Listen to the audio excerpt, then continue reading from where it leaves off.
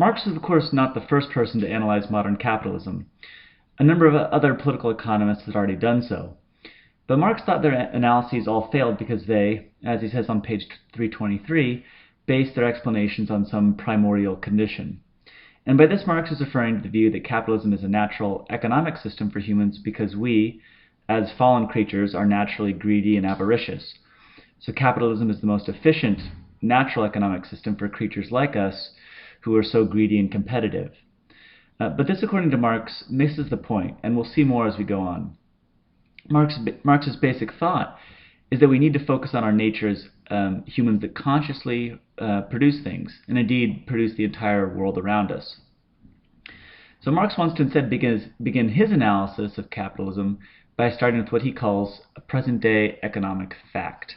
So that's right here, present-day economic fact. And that fact is the following.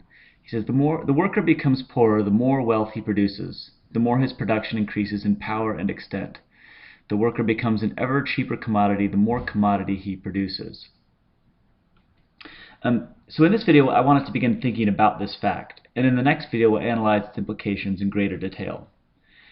Okay, so let's just look more closely at the passage here. Marx goes on. So the devaluation of the human world grows in direct proportion to the increase in value of the world of things. Labor not only produces commodities, it also produces itself and the workers as a commodity, and it does so in the same proportion in which it produces commodities in general. Okay, so what's Marx saying here? I think we can break it down to 3 points, which I've got written right here. First, the worker produces himself as a commodity. This should be fairly straightforward. It's because the worker, by working, becomes a commodity that can be bought for an hourly wage. So the worker becomes a commodity because someone can pay them and use them just like a commodity, just another tool in the factory. The second point here is that the worker becomes an ever cheaper commodity the more he produces. This is really just a matter of supply and demand. So as the worker produces more, the value of those commodities goes down because supply has gone up. And when the value of the commodities goes down, the employer can only afford to pay the worker less. So think about it. The more iPods are produced, the cheaper they become. And the cheaper the iPads are, the lower the wages are for those making them. Okay, and as a result, here's the third fact, the worker becomes poorer.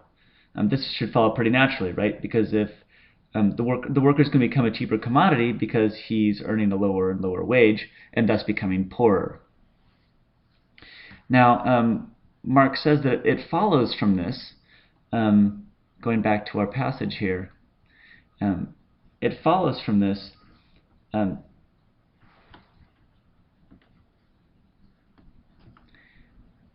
excuse me, sorry. The point is that from these 3 facts, it follows, looking down here back at the paragraph, that the object that labor produces, its product, stands opposed to it as something alien, as a power independent of the producer. In the next video, we'll discuss alienated labor here in greater detail, but let me just say a few things. So the age of modern capitalism is an age in which the worker is alienated from the work that he or she produces. Again, just think of factory workers at, say, Foxconn in China. Those workers have no connection to the iPads they help produce. They contribute one tiny part in an extremely complex assembly line. So going back here, look at this picture. Imagine these folks putting together their iPads. They probably don't even know what that part does that they're assembling, and they have no possession whatsoever of the final product. And I think you might know all these, have some familiarity with your own jobs about these facts of modern work. So as Marx goes on to explain it, the product of labor is made in an object. It is the objectification of labor. And there's nothing more to labor than that. So it's for this reason that the realization of labor appears as a loss of reality. Think of Charlie Chaplin or the Chinese factory worker again. They live in a world of commodities that they play a minuscule role in producing. They own none of the commodities, or very few of them at least, and they can't even buy them because their wages have been driven down to the point where they can really only afford to survive. So as Marx puts it on page 324, the externalization,